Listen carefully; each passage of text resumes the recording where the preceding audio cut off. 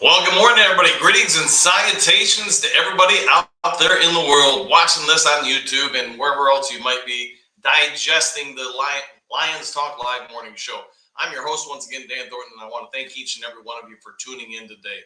Hey, we got a big week in front of us. I think we all know it. A win here against Baltimore Sunday, and man, oh man, Ford Field is going to be packed. I mean, let's be honest, it's going to be packed no matter what happens.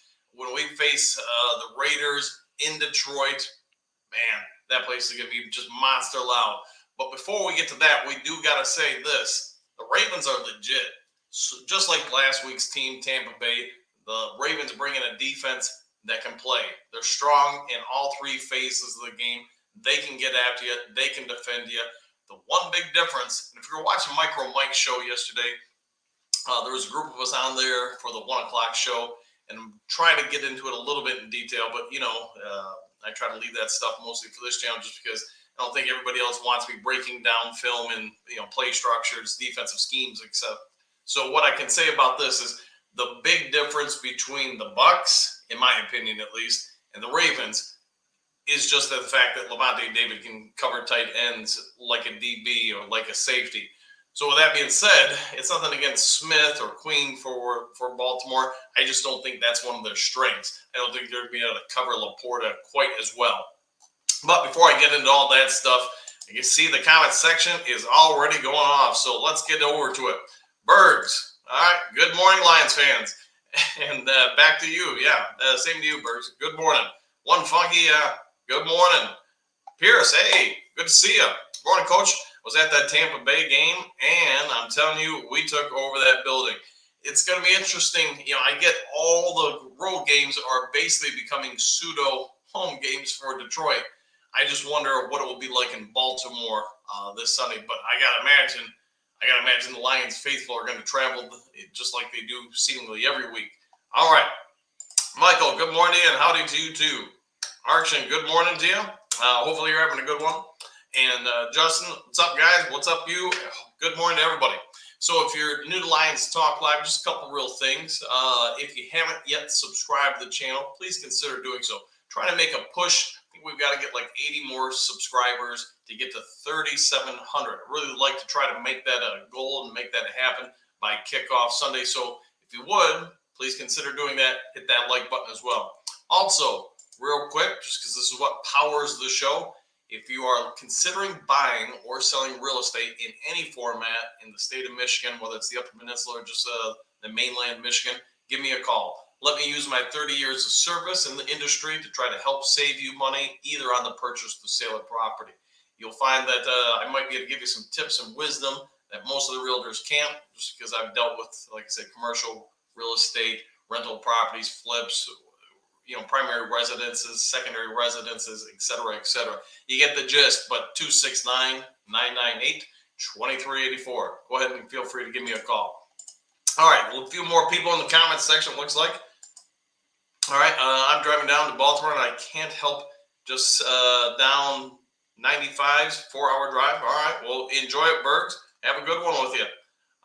Bergs, also, Ravens D will be better than Bucks. Okay.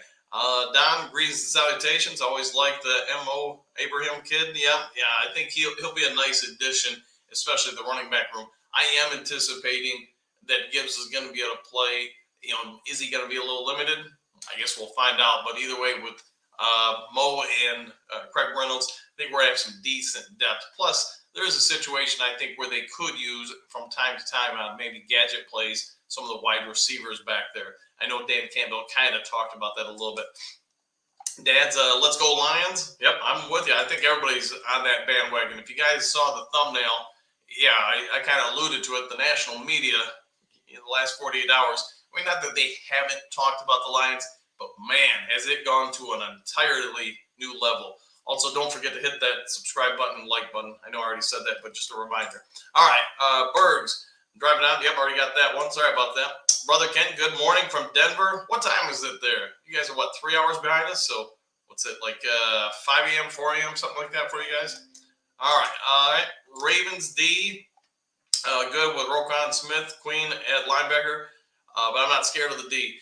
Don, I'm I've watched some of their games now. I broke down some of their schemes. I think where their biggest strength is versus, say, the Bucks is it's when they blitz the interior backers. So, Queen and Smith, they're going to come inside on the late stunts, blitz, and they do some real good damage there. They're going to cause some problems with running gaps and holes in the middle.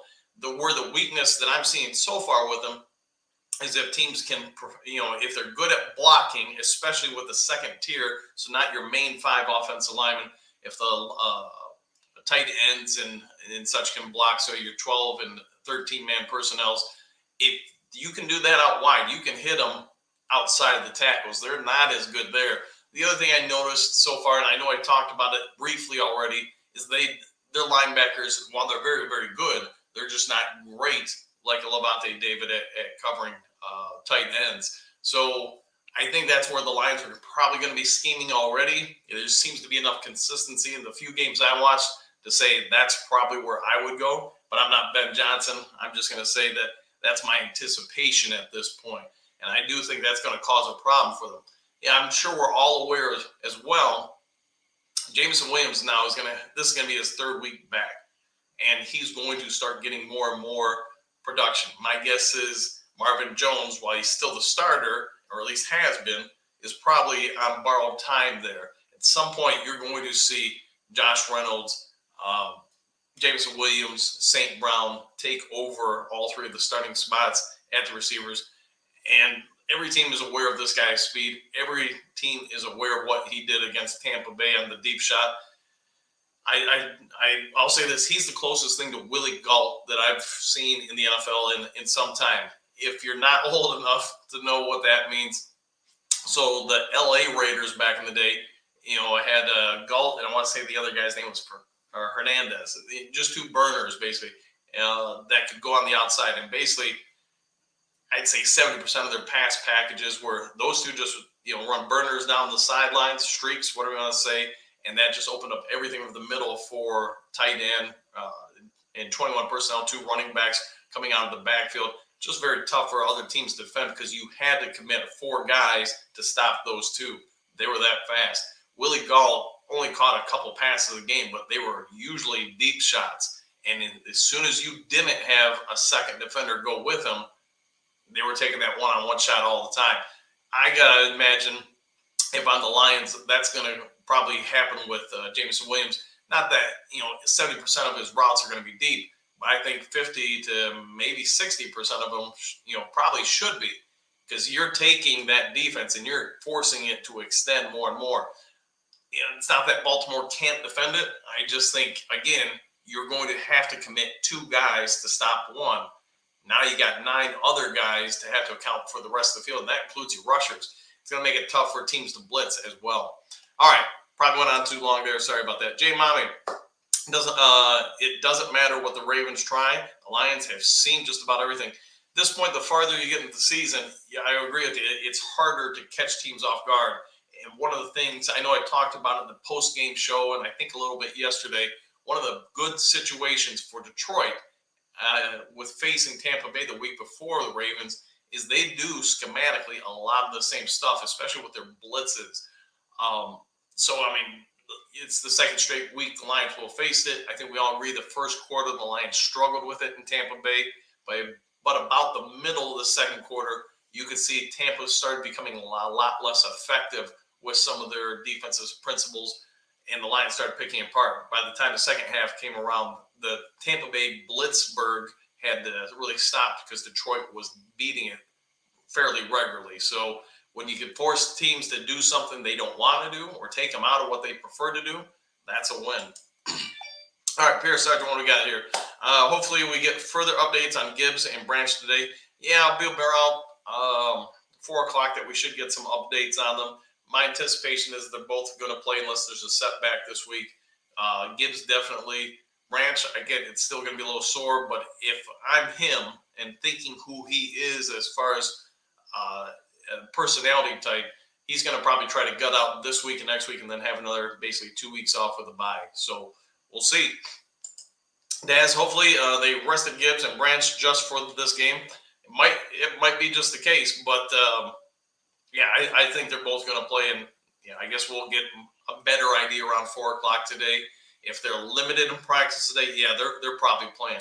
If they're limited all 3 days, I'd say they're just being cautious with them, basically just trying to get them a little bit more time to rest before Sunday's game. We'll see that. He hit the snooze button. Well, it happens, man. 5:07 a.m. Well, hey, I get up at about 5 o'clock every morning, so I feel your pain, man. Go get that morning Mountain Dew. Let me tell you, it helps out quite a bit. Kevin, good morning from Zeeland, Michigan. All right, yeah, I know the place well. Love the show, and glad you're enjoying it. Hopefully, you're here every morning, and hopefully, I have more and more positive news to talk about with the Detroit Lions. All right, Marks, what do you got? I won't believe it if they win this game. Still can't believe they won the last game. I can't believe all the injuries they have. Yeah, you're 100% right. And that's one thing. I know you guys and I, we've talked about it a lot of mornings where you hear the national media talk about, the Lions beat them, but this team didn't have these players, that players. Man, have they looked at the Lions roster? How many guys are out for us? I mean, don't hold me to it, man. I'm just trying to do starters in my head on defense alone. What do we got? 3 potentially starters out, maybe 4, I guess you could say, if you want to include Houston, who's a pseudo starter / backup. So, and that's just on one side of the ball. Let alone our offensive line was down 2 starting guards last week, and yet we just kept moving around. And I would say this: that's a real shout out to this unit, because even though they were down those 2 starters, did it really feel like it impacted the game? I mean, other than there's really, I can't remember the left guard's name. Sorry, I don't. But other than one play where I thought he messed up pretty badly, that's it. One play. I mean, that's pretty good news for the Lions. They've got some real depth there and developing players. All right, Archie, what do you got? I'm curious to see how much we have improved against a mobile QB, particularly a team that schemes offensively with QB or with run QB plays. Yeah, I think that's a good call by you. I would say this, when you guys have your thoughts, let me know what you think. But think about the last, several teams we played. Baker Mayfield is a scrambling quarterback. Young from Carolina. He doesn't try to get out and scramble, but he is mobile and he can go. Overall this year, I guess the only real game I can think of where a quarterback kind of dinged us would be the opening day against Patrick Mahomes. But the rest of them, because of how we're trying to cone, I guess you could say, the quarterback. So if you don't know what that means, we've talked about this a lot, especially leading into last week's game. Watch the defensive tackles. This year, unlike last year's where they were just trying to both tackles and the ends, just trying to bull rush, get around, do what they could to get to the quarterback, it's much more controlled, which is also why we're getting less sacks against those guys, but we're keeping them contained. I'm going to guess we're going to do the same thing against Lamar. So watch the defensive tackles. We want, if they hold form, we're going to both of them are going to go right at that center. And that's going to force the center to be in a no-win situation. He can't block both. That means both the guards on the offensive line now have to jam up. So you've got 3 of the offensive linemen creating a wall against 2 defensive tackles. That's a win for Detroit. You got 2 guys having to be taken on by 3. Now the defensive ends, so Hutchinson and Harris, whatever, they're stepping out and then in. So again, you create a cone around the quarterback. There's no lanes up the middle for the quarterback to scramble through. It does slow down your pass rush, but it also means the only way that Detroit is allowing the quarterbacks to break out is backing around to get out wide. It's a little bit slower way to scramble for a quarterback, but what it's also doing is allowing whoever is responsible for quarterback pickup, whether it's going to be Branch or Anzalone or whoever, they now just have straight lines to contend with them. Doesn't mean they can't get juked out or anything, but the Lions are deliberately doing that on a lot of pass rush moves. So you hear that, hey, we're getting pressures on quarterbacks, we're just not getting sacks. To me, that's a big part of why we're not. It's schematically what we're telling the players to do. The other part is when you have that cone around them, you're not allowing, and this affected Baker Mayfield on a lot of those deep shots. He can't step forward into his throws to release. He can't, use his right leg to go forward and put just that little extra something on those passes. There was a couple times he was actually throwing into the back of his center because again, you got two guys pushing the center right at the quarterback. So that's my anticipation. Sorry if I probably went on too much about that, but we'll see what happens. Maybe they have something different planned, but that's at least what I'm expecting. All right, Donkey Kong, what do we got? Super Bowl or bust? At this point, let's talk about this for a second. The Lions win Sunday. I think there should be real expectations that they're only going to potentially drop 2 to 3 more games the rest of the year. I just don't see the Raiders game unless something just crazy happens. I think we're going to win that game. So assuming we can pull out a tough win Sunday, get the Raiders, you're 7-1 going into the bye. Now, with that being said, look at that remaining schedule. I mean, are we going to lose a few? Sure.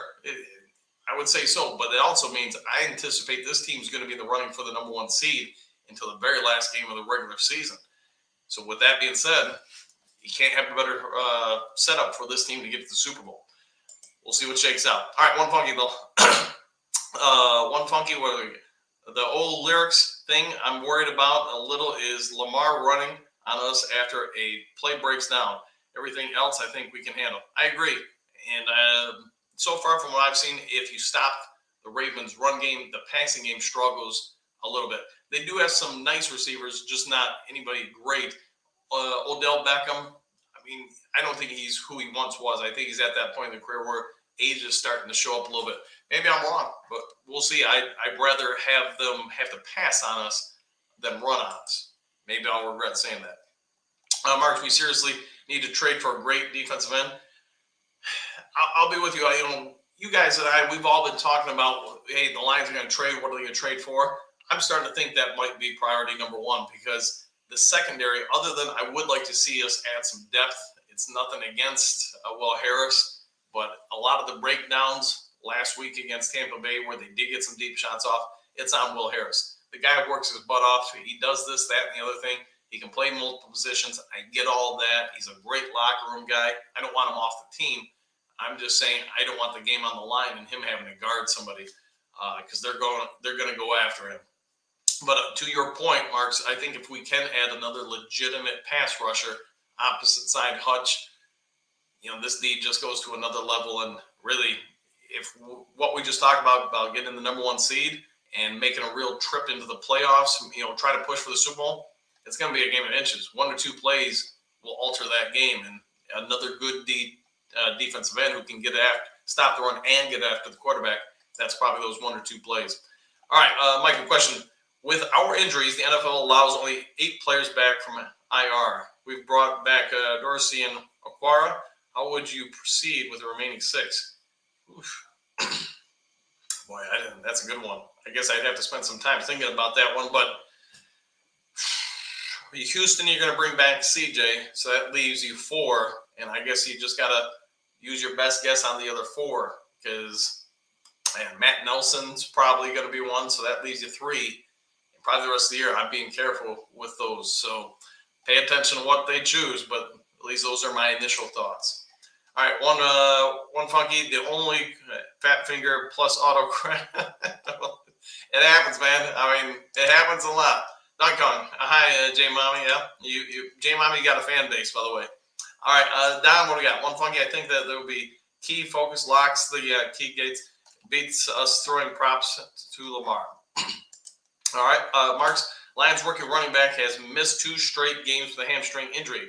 Campbell sounded optimistic that he'll return this week against the Baltimore Ravens, and I agree. I think there's a real good chance. They did re-sign, obviously, the kid we had in the preseason, but they didn't make a move to sign a more veteran back. To me, that's a little bit of a tell that they think Gibbs is probably close to returning. If not able to go this weekend. So I'm anticipating right now, unless we see something different at 4 o'clock today, that Gibbs will be on the field Sunday. All right, any update on Gibbs? All right, kind of what I just said, but I think you get it. We have to get our run game going again. Yeah, I agree. And, Goff did a great job last week, just kind of holding down the fort. But I think if you ask him to do that all the time, he's going to take unnecessary shots. He's going to get beat up, because the offense becomes very predictable and one-dimensional. Maybe I'm wrong. Maybe he goes for another, 350-yard game, 20 touchdowns, no picks, maybe scrambles a little bit or something. But I think if you want to sustain the health of the offensive line and the quarterback, you need to have that running game kick in a little bit. Don, he beats us with his arm, and he deserves it. Hopefully we can contain Andrews so he doesn't have that option. Yeah, and I got to imagine that they'll be one of the primary areas they look to shut down. I'm not anticipating as much single high coverage out of Detroit this week. I think we'll start in it, but I think you'll start with Walker or Kirby up, and then on the snap, you'll see them drop a lot. It just makes it less predictable, less easy for Lamar or any quarterback to read because you do have people moving to different spots. I like a lot of the Ravens receivers, but I think, for the most part, they're containable. So what that means is even though you're having one of the safeties start low with basically the linebackers, when they drop, they're not going to lose ground to those receivers. Maybe I'm wrong. So you basically don't have to worry about the deep shots as much.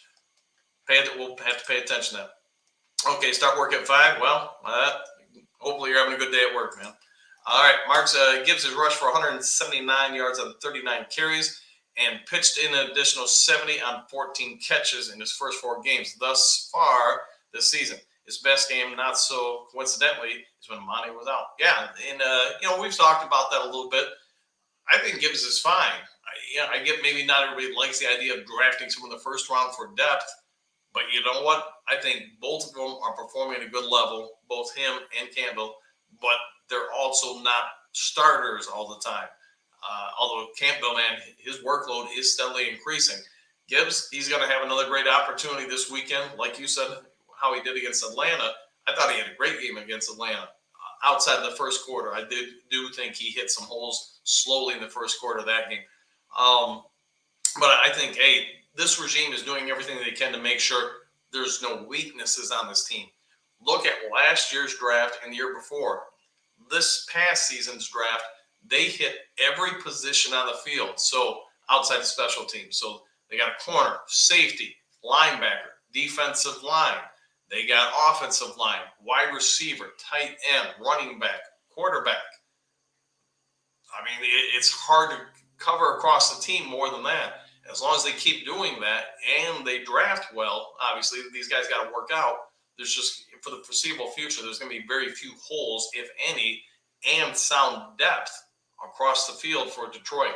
That's something that I think we need to pay more attention to, how great a job they're doing with that. All right, that's you and One Funky. All right, Bergs, Lions been in next man up mode all season, so I don't want to hear teams are missing players when the Lions face them. Face it, Lions are legit. I agree. At this point, how can anybody really doubt Detroit? Unless they do something Sunday where they get blown out 65-0 or something like that. I think the Lions are going to be in the conversation for a while. Now, if they go out and they lose 2 or 3 games in a row, then you'll see a lot of the boo birds come out and say, man, same old Lions, this, that, and the other thing. They'll come after us. But I just don't anticipate that happening. Win or lose Sunday, I do think we're going to probably end up destroying the Raiders on Monday Night Football in Ford Field. So, and then you got the bye, you get healthy, probably start getting some players back after that bye. And if Houston's not back by then, he's going to be pretty close. Matt Nelson will be back. We'll wait and see what happens. Anyways, getting back to this. We're talking about Gibbs. Campbell also unimportantly brought up Branch and Mitchell. Mitchell and Branch, I thought all looked pretty good today. Campbell said, yeah, I think Mitchell was probably pretty close to coming back last week. I do think Branch will be back this week. I do think Gibbs will be back this week. It will be a surprise to me if they're not back. How about that? Maybe I should have just said that. Don, I'm all about the same place as far as concerns. Overall, should be a fun weekend. I agree. I start work at 5, also here now. Well, we got some early risers, and thank you guys for tuning in while at work. Hopefully you don't get in trouble for that. Marks, what do you got? Branch was one of the team's biggest playmakers through the first 4 games, totaling 25 tackles, 3 for loss, 4 passes defended, and a pick 6. Kid's been next level. And even though I don't like to call rookies elite, the longer you go into the season and they keep performing that way, it's harder to avoid it. So I do think him and Laporta are going to be in contention for rookies of the year in their respective sides of the ball. See what shakes out, but I don't see either one of them slowing down unless there's injuries. So we'll see. All right, Justin, good morning to you. And personally, with what I've seen over the last few years with injuries at running back, I'd run 3 strong and have at least 2 running backs that are bigger guys. It's something the team could look at, and that's why I was almost wondering when we had the injury Sunday night to Montgomery that I wanted to see what the Lions were going to do either that night or Monday as far as picking up a running back. Were they going to look to sign like a Leonard Fournette or something like that, somebody that would come in and produce right away, but you're also having to pay that guy. So if you're going to commit capital to them, take away from your salary cap, that'd be a strong indication they think that Gibbs or Monty are going to be out for a bit. That didn't happen, so that tells me that Gibbs is probably ready to go this Sunday. Either way, though, to your point, it's not a bad idea to have 3 guys out there, especially if you're trying to preserve them throughout the season and then the playoffs. You take 3-4 snaps off a guy's body each game, times that by the season, that adds up in a hurry. All right, so Max, what do you got? Vitae has been back, active, and off the injury report the last 2 weeks after suffering knee injury in week 2. However, the Lions have not pushed him into the starting lineup yet. I do have some questions on that. When it happened the first week, I just assumed that it was because, hey, maybe that knee is still a little gingerly, a little sore, so they're just using him in an emergency capacity. It happened last week. Either that knee is really still bummed out or there's another reason why.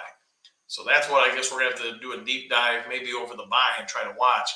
I can't say that I've watched the offensive line, enough with and without him to be able to say without a shadow of a doubt they're doing this, that, and the other thing to purposefully keep him out because they're getting better production out of the 2 interior guards.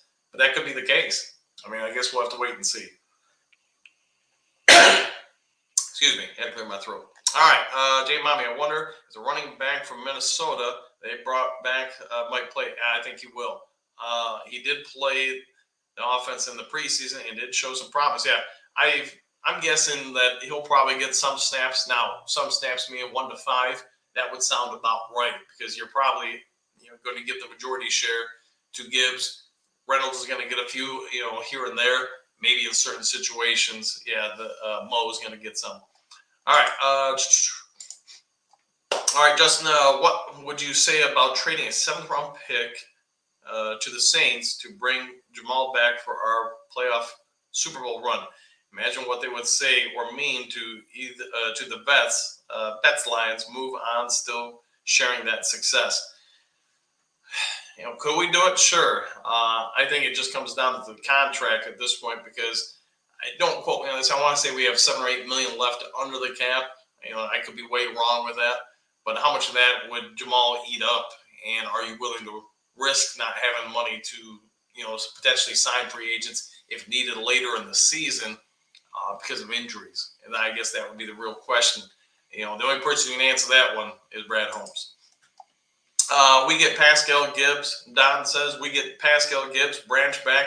Those games, I believe. Also, James Mitchell's such a sleeper. Dude is a good route runner. He is, and I thought he did last year as a rookie. I thought he showed a lot of promise. That's why initially when they drafted Laporta, I was a little surprised because I do think Mitchell has a lot of promise. But, it's hard to refute what they picked up in Laporta because that kid's, as much as I like Mitchell, that kid's another level above. But to your point, we're going to start getting a lot of people back here pretty quick. Silver Surfer, hey, good morning. Good morning to you, and hey to you too. Max, how's Jamal doing? Last I knew, he had that leg injury, but he's probably back by now. To be honest, I just haven't paid attention to the Saints enough to be able to say one way or the other. All right, one funny, I honestly think Bugs knocking down that ball that turned into an INT is what led to Baker overthrowing those shots that were wide open. It could have played a part because of the release point. With it being the deep shot that it was, if you don't know what he's talking about early in the game when we got that tip to pick, Baker tries to laser that thing to Evans. I think he was caught off guard. This is my guess. Baker was caught off guard that Evans was that wide open, And so instead of just trying to throw it high and lob it to him, he tries to power it in there just to hit him before somebody's able to recover to Evans. And that's probably what got the tip. After that, to your point, the later portions of the game where he started taking deep shots, they were a much higher release point versus, down around the ear. So you might be spot on with that one, Funky. All right, Don, what do you got? I will say it. Been saying it. Will Harris sucks. Yeah, he's okay at a lot of things. He's just not. I guess the polite way to say it would be he's just not good at enough things for me to keep him. But it doesn't matter what I think. The coaching staff is incredibly enamored with him. I get he can play arguably 3 to 4 different spots on the field, and maybe that's their logic. Hey, we don't anticipate he's going to be out at these spots very often. Might have to use him here and now and then, here and there, whatever. That all being said, he's Johnny on the spot. I mean, he was there to get that pick the week before. He got the fumble. So as much as I give Tracy Walker a lot of grief for he makes plays, it's just he's the guy who's nearly there to get the pick, nearly there to get the fumble. Obviously, he's there to make the hit. Will Harris is kind of the opposite. He nearly makes the hit. He nearly makes the tip. He nearly breaks up the pass, but he is there to get the fumble. He is there to get the pick. So, I mean, I guess you're picking your poisons with the backups. And, man, that really says something, doesn't it, how far this team's come? Look at how many former starters are now backups in Detroit in different spots. I mean, that says something about the talent of the team. All right, Max, I sure would like Pascal healthy. People outside Detroit do not realize how deep our injuries are. Yeah, and if you're not a Detroit Lions fan, you're probably not paying attention to it. Why would you? So that's a good point. We have depth at defensive tackle. Yeah, and that's also the point with Broderick Martin I was bringing up whenever it was. I think Martin's a good player. I think he's going to be a good player for Detroit. He just can't get on the field because the people in front of him. So he's developing. They're working with him. And at some point, he's going to get that shot. I have no doubt about that. No, Connie. Yes. Will Harris is not great. I'm a little restricted what I can say on the air. All right. Lions enter this game as the underdog for the first time since the opening weekend. Yeah, I saw that. The line keeps moving between 2.5 and 3 points. Is what it is. I mean, Vegas, they've got their thoughts. They got their wisdom. It's our job to go out and prove them wrong. Just like the Vegas had, Cleveland Browns losing by 9.5 or 10 points to 49ers. Vegas doesn't always get it right. Let's go with that. Kyle, you think they'll go back to using Houston as just a pass rusher and rush specialist? It seems he might have gotten hurt because they got cute with him too soon. Yeah, I think Houston is a game wrecker. The problem for him is this regime is clearly this year focused on stopping the run first. And that is definitely not Houston's strength. I think Houston's in my opinion, one of the top 10 pass rushers in the league. He's that good at one aspect, but he's also at best at shedding run blocks and getting to the running back or whoever's trying to run. So if you're a coach, that's the problem. If you're trying to stop the run first and foremost, he doesn't help with that. He actually hurts you significantly. Now, getting after the quarterback, though, I think that's the thing with him. When he gets back out there, it would be my hope that they spend all the rest of the season getting him sound enough in the run defense where he's got to be on the field. Because nothing against the Aquara brothers or Harris, it's just none of them are on his level when it comes to simply getting to the quarterback. I mean, he is so far out in front of all those guys, but he's also so far behind all of them in the running game. So I really hope that he's going to be a Lion for a long time, and they just got to get him to be proficient at run defense. If he can do that, this kid's going to be a monster. All right, JP, good morning. Dan, go Lions. Good morning to you, too. All right, one Funky. Don's, he's been good downhill and okay in man, but really struggling when in zone, and he's supposed to turn and run with a guy that goes through it with no one is behind him. Yeah, and to your point, I'm guessing you're talking about Will Harris. Yeah, he's coverage ain't his thing, man. Maybe like you said, man to man, it's good enough for him, but we talked about at the start of the year, whenever the teams had to throw the ball, they were just picking on Jacobs left and right. And that's why Jacobs was giving up a bunch of yards. Also started playing a role in why he was getting picks, though, because they kept going after him. And Jerry Jacobs has developed. He's developed nicely. In regards to Harris, they're now targeting him. Think about Tampa Bay's, fourth quarter. They went after him a lot, and they kept going after him. If Mayfield, completes a couple of those passes, that's probably a pretty close game going into the close. Thankfully, he wasn't able to. But I get also the argument that Will Harris is a backup for a reason, that he's not great. But it is a spot I would like to see them address. Are they going to do it? Probably not. All right, Silver Surfer, what do you got? Gibbs' hammy has been 100%. Gibbs is a Ferrari and plays running back. If not perfect, he'll pop it in a minute. Yeah, let's hope he can be a little bit stronger going forward, but we'll see what shakes out. But I think if he gets some things figured out, and this off season may add maybe 5 to 7 pounds of a little bit more muscle to him in some aspects of his legs and upper body, he's going to be a lot more effective.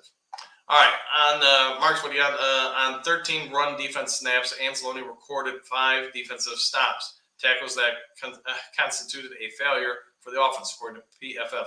Yeah, I don't think anybody, whether you like Anzalone or hate him, could look back at last weekend's game against Tampa Bay and find a lot of faults with him. I mean, he was all over the field.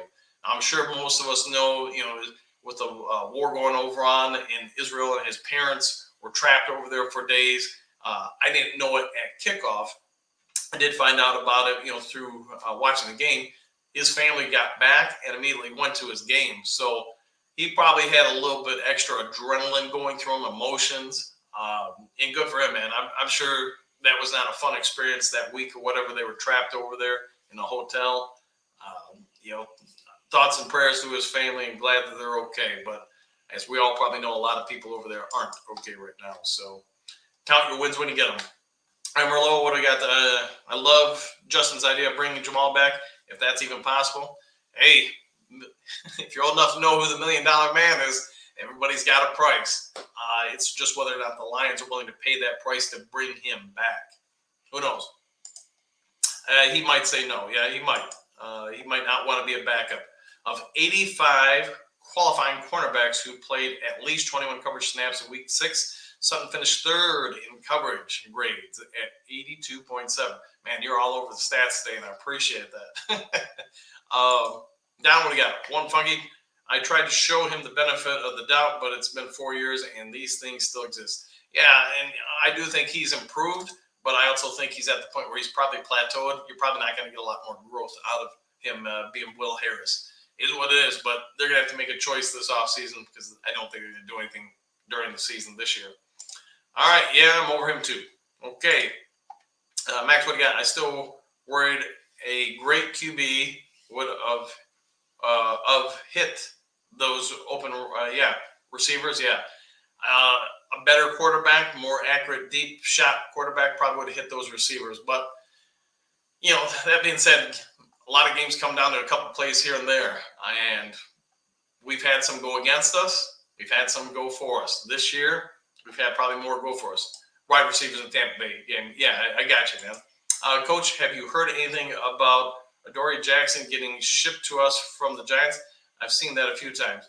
I haven't. I did pick up some chatter this morning when I woke up in the journalism group I'm part of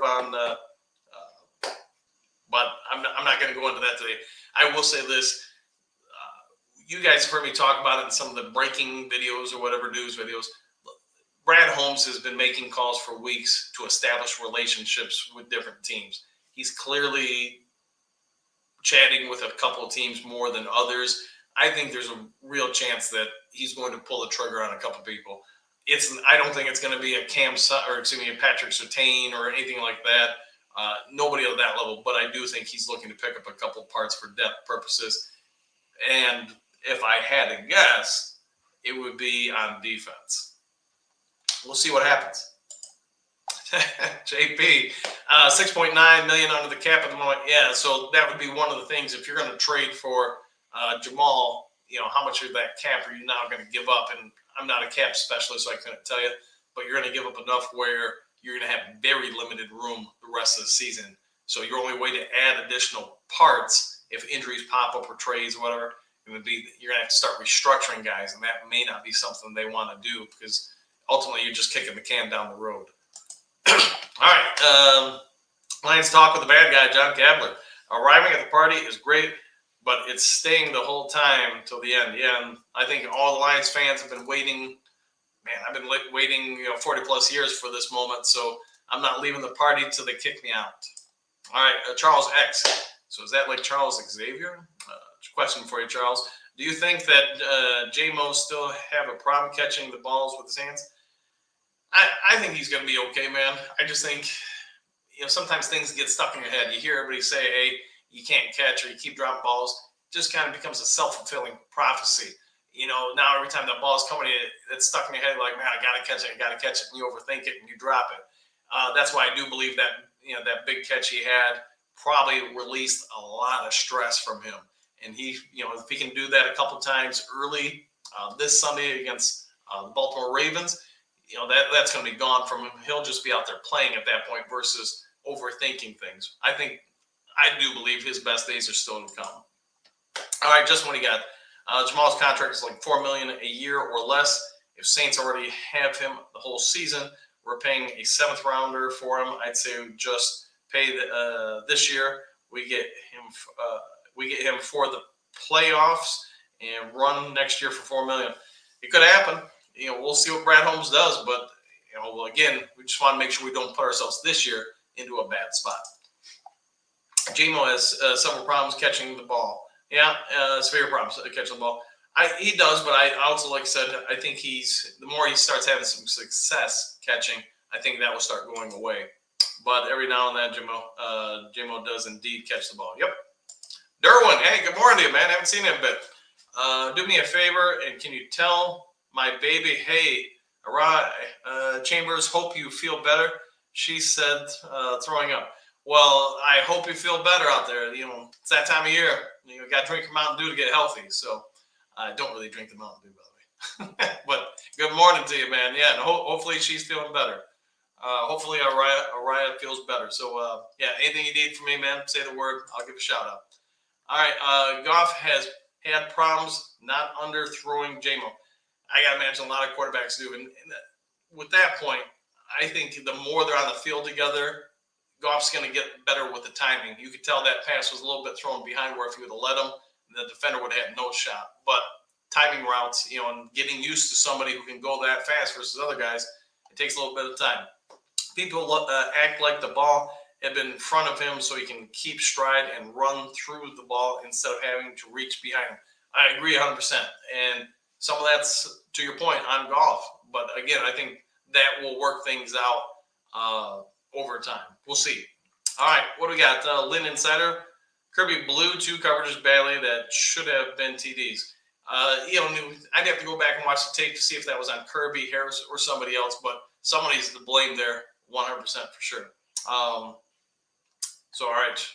Let's see. Michael, what do you got? Coach, do you think the Lions will play Mo Ibrahim this Sunday versus Ravens? Your thoughts on the kid? I like him.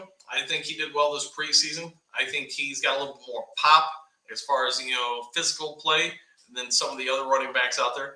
Craig Reynolds is kind of a good balance between our 2 starting running backs or primary running backs. I think Mo will add to that a little bit. And I do think he'll play. I didn't want to leave that out either. JP, how come we hate on certain Lions players so much? Anzalone is a strong player. Human nature, man. A lot of times we get locked in on one person. We get our preconceived notions on them, and then we ride or die with them. I've got a friend, I think I mentioned him on the show a few times, named Tommy. Hates Goff to death. No matter what you say to him, what stats you put out there, he hates Goff. Stafford's God. It just is what it is. Goff wins 29 Super Bowls for the Detroit Lions. Tom's going to say that he still stinks versus Stafford. This is how some people are, man.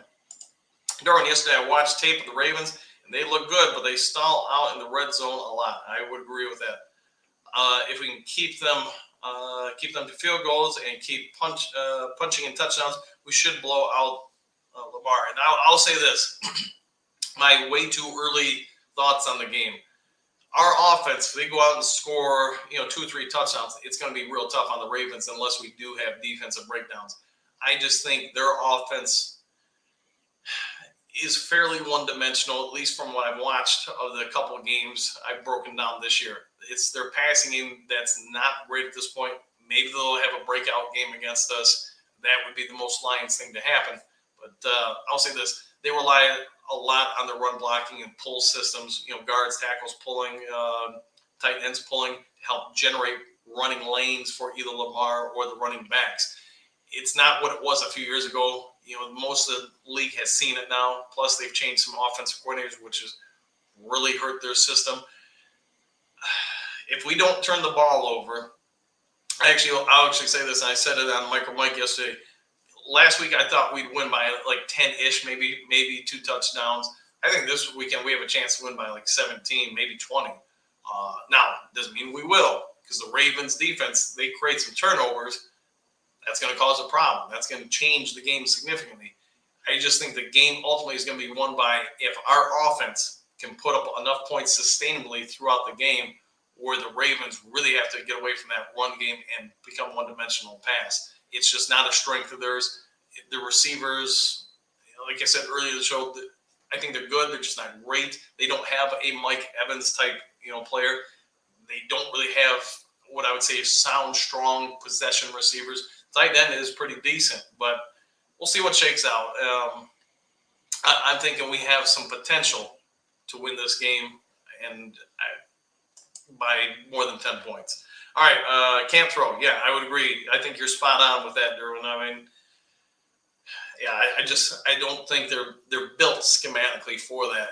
And my problem with what they're doing with Lamar from basically after his first 2 years, they're trying to force him to be one style of quarterback, in my opinion, just like with Justin Fields. That's why what little I've watched the Chicago Bears this year, I'm happy to see that they're trying to get Justin Fields to be a more balanced quarterback, because that's going to help him in his future and help him stay healthy. It's not going to be great for Lions fans because he's going to be a bigger pain to have to defend. But as good as I like that there, I'm also still, when I watch what they're doing with Lamar, I think it's a disservice to him. This guy, I think, could have been a pretty damn good quarterback. But he's, 4 or 5 years into his career, or however long it's been. Don't hold me to that. Maybe it's 6, 7. But it's been a while. And the fact that they haven't progressed that aspect of his abilities, I'll get off the soapbox. All right, Jamal, isn't worth it? All right, boom. All right, well, one funky. All right, well, the one time this year that the ball to Jamo was in a good catchable spot, if he catches it, he gets destroyed. Yeah, the cross that he dropped, yeah.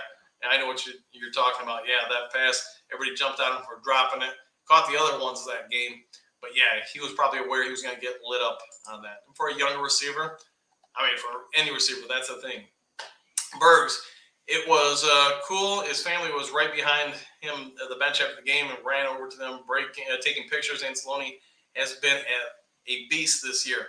Yeah, and credit to the coaching staff, because we all probably looked at Anzalone and said, the last few years, he's all right. He's not great. He's all right. But, man, he's beyond all right this year. If he has a couple more games like he did this past weekend, he could be in Pro Bowl consideration, and that's really saying something. Randy, what's going on? Good morning, Don. The Ravens struggle in red zone offense and lackluster pass attack. Lions proved against a very good defense in the Buccaneers that we could beat them with the pass. Yeah, and that's – I think you're 100% right with those. Just like Derwin and a couple other people have commented, the Ravens just are not a solid passing team, at least at this point. This weekend they come out, they put up 400 yards passing, 50 touchdowns through the air.